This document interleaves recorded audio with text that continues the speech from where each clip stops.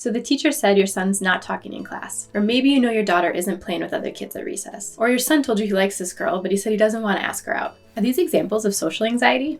In this video, you'll learn the signs and symptoms of social anxiety in kids and how it's different from being shy or introverted. Make sure to watch until the end to learn the 5 questions to ask in any social situation to figure out if it might be social anxiety.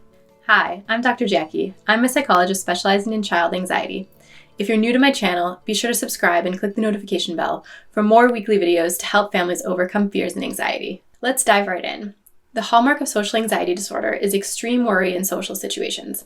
Kids with social anxiety have intense fears about social situations or doing something in front of other people. They worry about what others will think of them, about being laughed at, embarrassing themselves, or being judged or rejected. The anxiety can be in situations where they have to perform in front of others, like sports or recital, or it can be in social situations in general. Because kids have to have the ability to think about others' reactions to have these kinds of fears, true social anxiety usually comes out between the ages of 8 and 15. Kids younger than that typically don't have the full ability to think about what other people are thinking.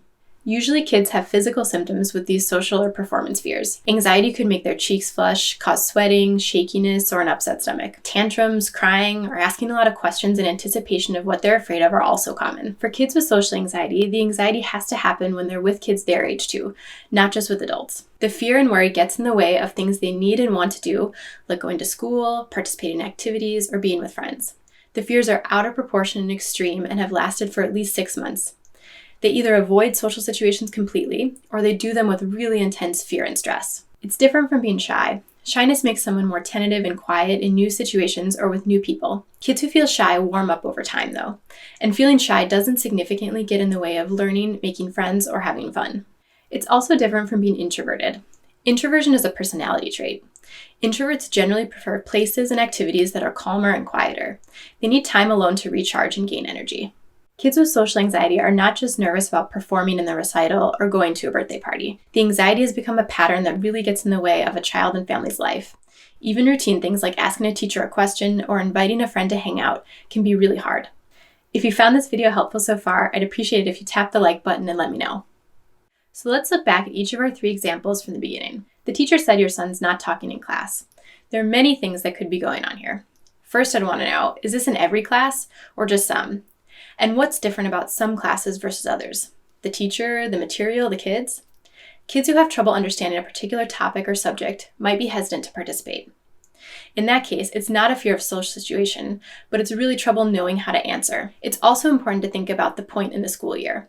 Some kids need a month or 2 before they feel comfortable enough to speak up. With class participation, I'd also want to know what's happening inside the child's mind or body during the class.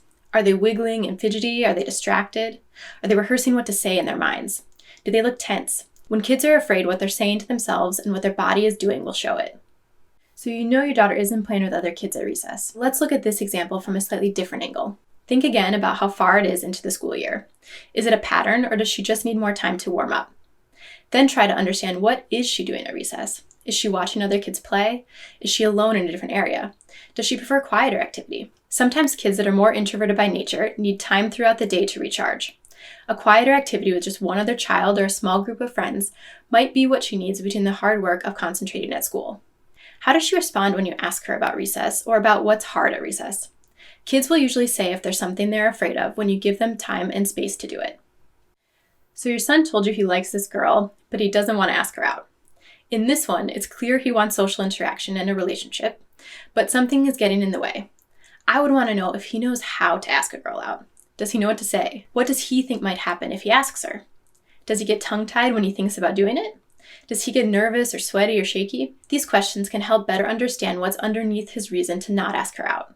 These are just some examples, and there are many more.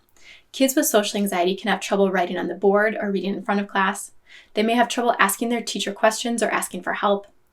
Reaching out to friends or joining conversations might be tough. Playing sports, going to a dance, being on stage, these can all be difficult because of worry about judgment from others. It's important to know if the issue is social anxiety, because how you respond, support, and help your kids will be different depending on what's really going on. So after all my examples, how do you really know if it's social anxiety?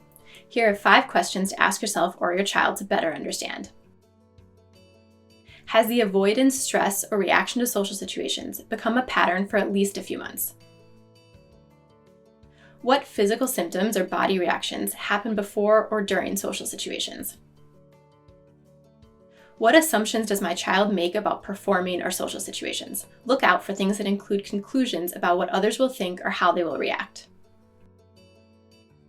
Does my child know what to do in the situation where they're having trouble? Do they know what to say? Are they familiar with the class material? Do they know the dance steps or the rules of the game? Is what's happening affecting my child's ability to learn, make friends, or have fun? If you found this video helpful, let me know by clicking the like button and subscribing. This motivates me to keep making free videos to support parents and kids with overcoming anxiety. Now that you saw this video, be sure to check out the one below. See you in the next video.